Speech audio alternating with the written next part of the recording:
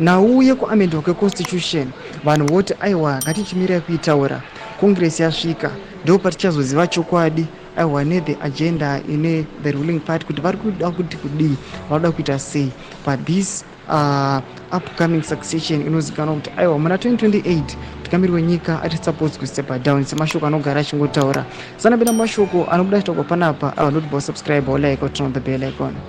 Tichipinda mu The Standard, Zimbabwe vanoposta this picture vari vakomana vaviri Idi Mnangagwa navice president Constantino Chiwenga vari parali vonyora vachiti a plot by President Idi Mnangagwa civil loyalist to amend the constitution and extend his term of office will be tested during the ruling party's annual conference to be held in Bulawayo this week. Vane vachira mashoko kuti aiwa vakomana ngatiisiye nyaya iyi kuda kuti chokwadi takuda kuchiona kuti vakomana ava what is their take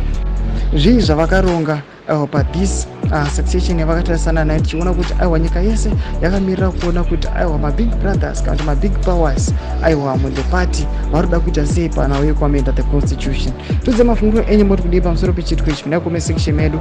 Usaona subscribe or like and turn on the bell icon.